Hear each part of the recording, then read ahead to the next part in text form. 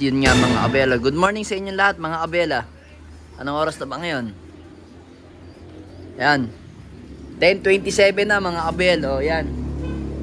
So ngayon, tapos na ako magpakain sa mga breeder natin. Yan. Salamat nga pala kay Sir Ronald Gonzales sa napakagandang patoka. Yan. Flyer mix at breeder mix. Yan.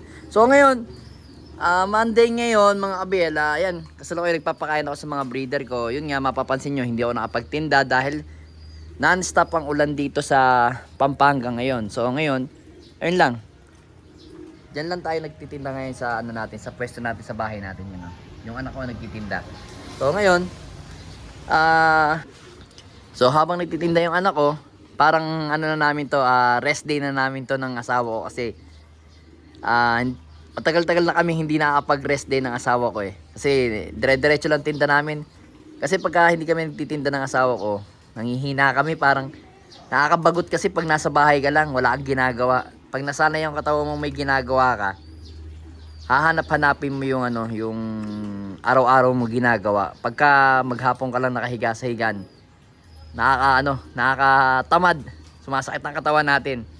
So yun, hindi ko nung pinatatamaan yung iba, kumbaga nakasanayan lang kasi namin mag-asawa.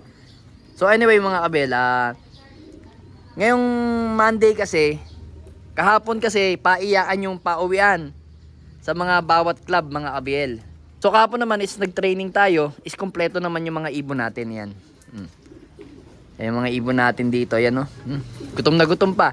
So ngayon, kahapon kasi, di ba may training tayo, naka prebiotic lang tayo. Ngayon naman, eto tayo, naka prebiotic pa rin tayo, kaso nakalagay is apple cider, yan. Naka apple cider tayo ngayon, may mix na apple cider yan. Para iwas sakit ang mga ibon natin. Alam niyo naman, init ulan, kailangan may suporta yung mga ibon natin. Hahayaan lang natin sila diyan, yan. Tapos na silang kumain. As of now naman, kompleto naman yung kinarga natin. Andiyan lahat sila mga kabel. Kompletong-kompleto yung mga ibon natin, oh. Kasi ninyo, yan, oh. Yan yung mga ibon natin, oh. Konti lang yung basa. Oh, sige, inom. Tama lang yan.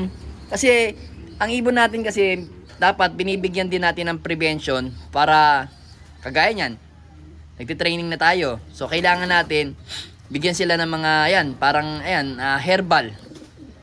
Kasi, hindi natin masasabi yung karera o yung nasasagap nilang toxic sa, sa liparan.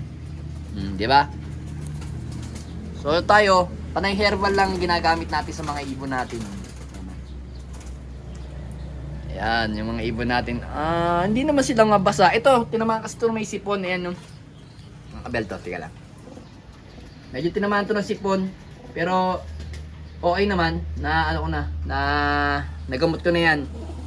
2 days ko na binibigyan niya ng pang 3 days ngayon. Pero okay na siya, oh. Pagpapahingahin lang natin, sasabayin na natin siyang rumonda. Ayan, kita nyo naman yung mga ibon natin, nakikinis, oh.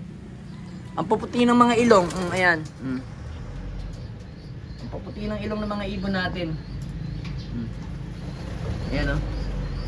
Pasok muna tayo, ayan. Nagliparan tuloy sila. Kabubukas ko lang nung natin mga abel, aviary.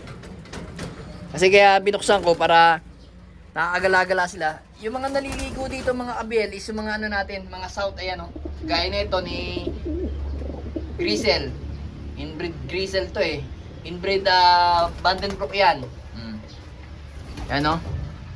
Kahapon mga nabantayan nating ibon na dumating. Sino ba yun? Sino ba yung mga dumating kahapon ng maaga? Teka lang ha. Sino ba dumating ng maaga kahapon? Ito. Itong pencil na to. Sino bang kasama mo? Pencil at saka, yun. Ito. Itong naka-young bird natin ng PUF. Tatlo agad yun, sabay-sabay. Tapos ito, si Haliparot. Ayan o. Yan, yung pasaway natin. Yan, yung pasaway nating ibon. Yan, pangatlo yan. Basta tatlo sila magkakasunod. Pero to, dumapo muna to sa sa tinatambayan niyang puno. Tapos mga ilang segundo lang, lumapag na kaagad. Tapos sumunod, itong si puti, yan si Grisel na. Tapos yan, Tapos noon, umalis na ako sa bahay. Tapos yun, sunod-sunod na yung mga uwian ng mga ibon natin dito. Pagdating ko, kumpleto na sila. Ito, nandito rin yan. Okay naman, malapit pa lang naman. Umpisa pa lang tayo ng may stress sa mga ibon natin kasi nga, ang labanan ngayon is smash. Pagalingan ng kondisyon ng mga ibon ngayon, mga kabiel.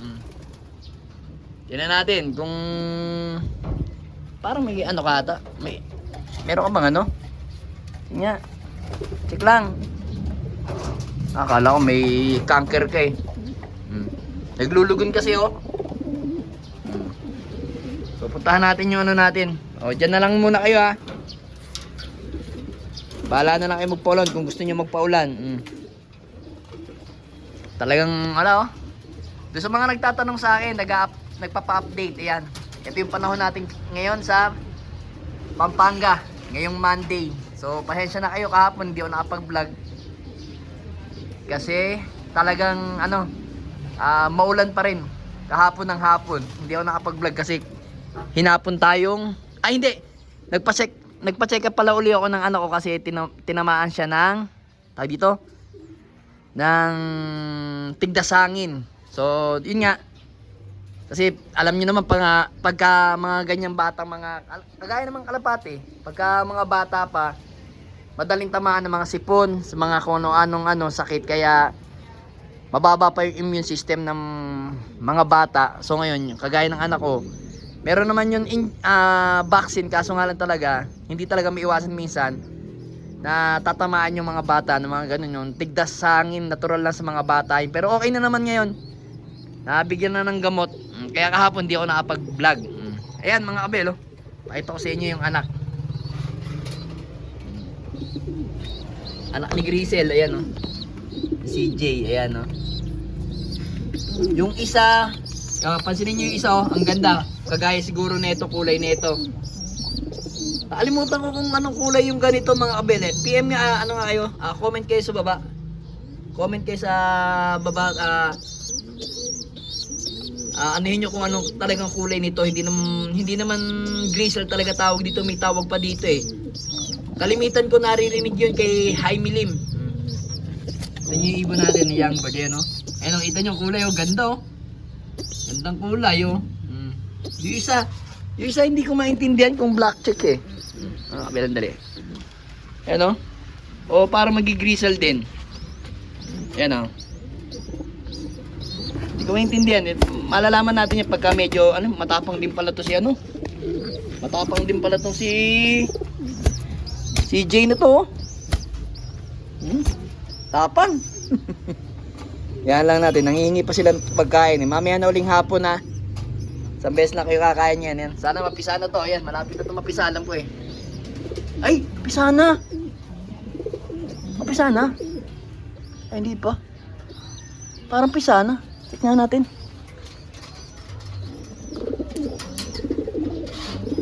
Parang napisa na tayo dito kay pisa na nga.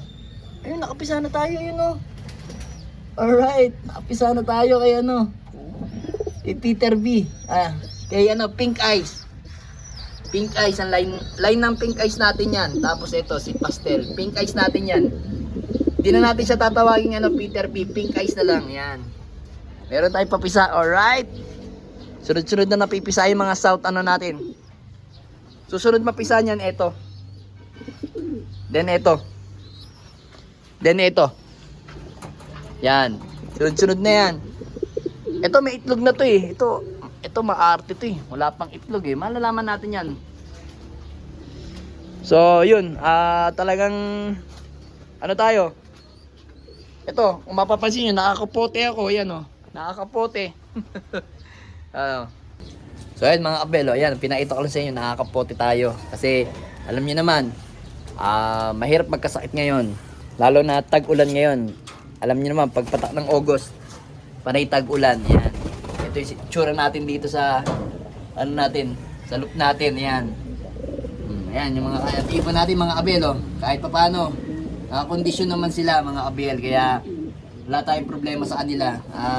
Kasi nga, ang ginagamit lang natin sa mga ibon natin is mga herbal. Hindi tayo masyado gumagamit ng mga synthetic na antibiotic. Yung herbal ko kasi na prebiotic is, ano na rin yun, antibiotic na yun, pero herbal siya mga kabiel. So ayan, antabayanan natin sa bukas.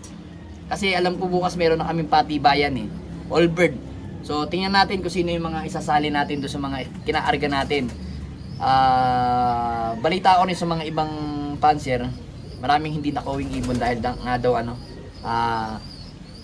smash kahapon kasi daw sa Nueva Ecija. So umpisa pa lang ng training, talagang durugan na, talagang patibayan. Pagka ganitong panahon, medyo kaya nga pagka ganitong panahon na winter o north race, parang tinatamad ako kasi nga laging maulan, sigurado yung ibon nahihirapan. So parang minsan nakakatamad talaga pag tag-ulan. Masarap naman maglipad, kaso nga lang asahan mo na, talagang mahirap maglipad pagka ganitong norte. Talagang nandiyan na yung iba't ibang uri ng sakit. So kaya minsan tamad ako maglaro ng ganito eh. Konti lang nilalaban ko. So ayun mga kabel, ingat kayo ha mga kabel. Medyo tag-ulan na ngayon. Ingatan nyo kalusugan ninyo at saka lalo na yung mga pang ano natin, mga panglaban natin na mga super flying bee natin. Kailangan healthy lagi sila para maganda yung performance. Alright. Aray mo!